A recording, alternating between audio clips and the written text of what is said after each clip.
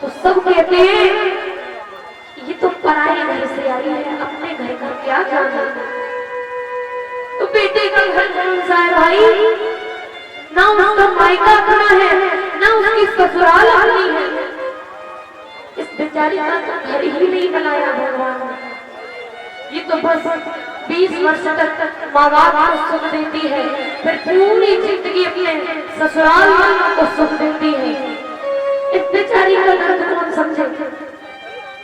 अपने दिल में अपने ससुराल भाषण में जो भी बात होती है, घर के बारे में कोई गलत बोलते हैं, कोई बुराई करते हैं या उसे किसी भी प्रकार का कष्ट होता है, कभी किसी से कुछ नहीं कहते, कभी भी अपने घर परिवार वालों से नहीं कहते, क्योंकि वो जानते हैं मेरे पापा ने कर्जा दे करके मेरा ब्याह किया था, और अगर मैंने उनसे कह दिया कि मेरे ससुराल आदमी इतने दुखी कर रहे हैं, इतना परेशान कर रहे हैं, मुझे बड़ा प्रेशर दे रहे हैं, तो क्या बेटी की मेरे पिता पर, क्या उनके हृदय पर बीतेगी, जिन्होंने शादी में खर्चा करते नहीं सोचा कि हम क्या कर रहे हैं। उन पिता से अगर कहेंगे कि ससुराल में मुझे नहीं रहना है, तो उनके हृदय पर क्या बीतेगी। तो बेटी ससुराल जाने के बाद अपने हृदय की बात किसी से नहीं कहते, अपने हृदय में बात को छुपा करके रखती। बेचारी जब तक मायके में रही, सबकी सुनी, भाई की मार खाई, माँ बाप की सुनी, 20 वर्ष तक उन्हें आनंद दिया, जितना उस बेचारी से हो सकता है उतना उसने सहयोग दिया अपने माँ बाप को, और आज उसका प्यार हो रहा है, छोड़ करके जा रही है सब ऐसे रो रही है मानो उसने जाने कौन सी बड़ी गलती कर दी हो, जो उसे जबरदस्ती उसे ऐसे घर भेजा जा रहा है जहाँ वो ये भी नहीं जानती कि वहाँ के लोग कैसे हैं, वहाँ मैं रहूंगी कैसे। बेटी को कहते हैं कि बेटी फसल है, वो भी धान की, बेटी धान की फसल है जो बोई कहीं और जाती है और इसे उखाड़ के लगा कहीं और दिया जाता है। बोया कोई और करता है और ये फल तो किसी और को दिया करता है। कहते हैं कि बेटा को सिर्फ एक कुल को उतारना है, 2 कुलों को उतारना है बेटा तो सिर्फ एक कुल को उतारेगा, हमारी बहनें तो 2-2 कुलों को उतारती हैं, अपने मायके को भी नाम रोशन करती हैं, ससुराल में जाकर के अपने संस्कारों की झड़ी लगा करके ससुराल में भी नाम रोशन करती हैं। सब कहते हैं उनकी कन्या कितनी खुशहाल रहती है, कितनी प्रसन्न रहती है, क्या सुंदर संस्कार है उसके अंदर। लेकिन इसमें एक बात आती है, कोई भी माँ बाप अपनी बेटी को गलत संस्कार नहीं देता, सब चाहते हैं कि मेरी बेटी अच्छे संस्कारों से पले। लेकिन मैया आज कलयुग चल रहा है, आजकल ऐसी बेटियां भी जन्म लेती हैं जिन्हें आपने 9 महीने गर्भ में रखा, 20 वर्ष तक पाला है, और वही लड़की 20 दिन पहले लड़के को देख करके उसके साथ भाग जाती है। आपने उसको 9 महीने अपने गर्भ में रखा, 20 वर्ष तक पाला, थोड़े दिनों बाद कॉलेज में मिला या कहीं बाहर मिला, 20 ही दिन हुए हैं, इतना अच्छा लग गया कि अपने माँ बाप को छोड़ करके भाग गए, अपने माँ बाप की नाक कटा करके भाग गए, सब कुछ खत्म कर दिया। इतने वर्ष तक उन्होंने जो मेहनत की थी, जो उन्होंने दौलत लगाई थी, जो धन लगाया था, सब पर पानी फेर करके चले गए। उनसे पूछा जाए क्या माँ बाप ने तुम्हें 20 वर्ष में इतना प्रेम नहीं दे पाया, जो 20 दिन मिला पहले भी लड़का, उसने तुम्हें 20 दिनों में इतना प्रेम दे दिया कि तुम अपने माँ बाप को छोड़ करके, अपने माँ बाप को, अपना परिवार छोड़ करके उसके साथ भाग गई। क्या माँ बाप इस लायक थे, इसीलिए उन्होंने तुम्हें जन्म दिया था। बेटियों को दाल रोटी बनाना नहीं आता है, गोल गोल रोटियां बनाना नहीं आता है, दाल का छौंका लगाना नहीं आता है। प्रेम की बातें करवा लो और उन्हें 20 दिन पहले मिले बंदे के साथ भगवा लो, बस। ऐसी लड़कियों को जन्म से ही मार देना चाहिए। अगर माँ बाप जाने कि मेरी आगे बेटी ये करने वाली है, कोई भी अपनी बेटी को जिंदा नहीं रखेगा, सब गला गला के मार देंगे, क्योंकि सबको अपनी इज्जत प्यारी है। अभी इधर मैं बेटियों के बारे में ऐसा बोल रही हूँ, बीच में बैठे भाई लोग बड़े खुश हो रहे हैं। उन्हें लग रहा है कि वो तो संतान ही नहीं है, वो तो भगवान है जो प्रकट हुए हैं। अरे आप कौन से कम हो, आप तो मेहनत हो। तुम चाहो तो समझा सकते हो कि तुम्हारे घर में माँ बाप है, तुम्हारी इज्जत है, तुम घर में रहो।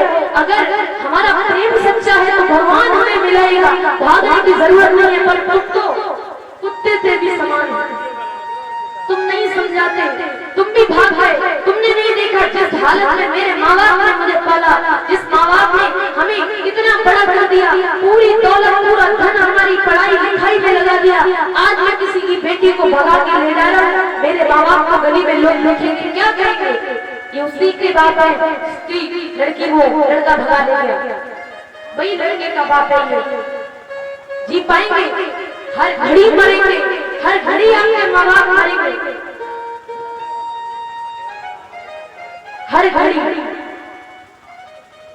तो आप लोग भी कम नहीं हो, आपका तो सबसे बड़ा हाथ इसमें है। आप चाहो तो उन्हें समझा सकते हो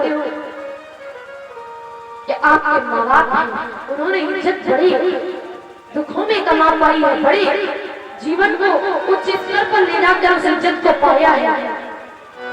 तुम अपने माँ बाप के साथ साथ कभी दगा मत करना।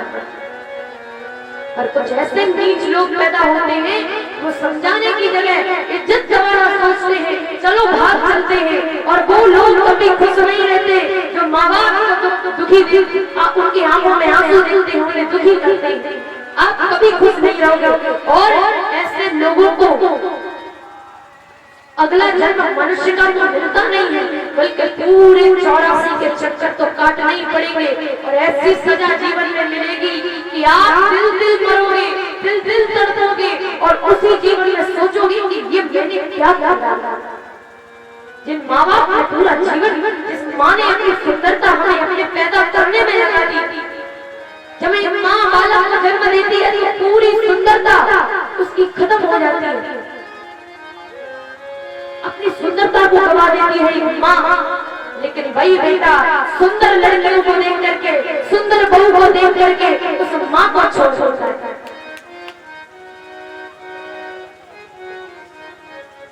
तुम पर तो थू है ऐसे लोगों को, क्यों जन्म लिया, क्यों जानवर नहीं बन गए? अरे अगर आपको यहाँ संसार में आकर के सिर्फ ब्याह और शादी बच्चे ही करने थे तो ये तो जानवर भी कर लेते हैं, जानवर बन जाइए। इतना तो जानवर को भी आता है। इसलिए कोई भी माँ बाप अपने बच्चे को गलत संस्कार नहीं देता है। थोड़ा अपने माँ बाप को देख करके चला करिए। बच्चे धूम्रपान करते हैं, दारू पीते हैं, मुंह भरे हैं, गाल भरे हैं तम्बाकू से, शर्म नहीं आती है। जो नींद नहीं है, जो खा रहे हैं, हमारे माँ बाप को अच्छा लग रहा है। लोग कहते हैं इनका लड़का दारू पीता है, उन्हें कभी पूछा है कि उनके हृदय पर क्या बीतती है? अरे 1000 मंदिर पर मत्था टेका होगा कि भगवान मुझे कोई बालक दे दे, मुझे लड़का दे दे, मुझे लड़की दे दे।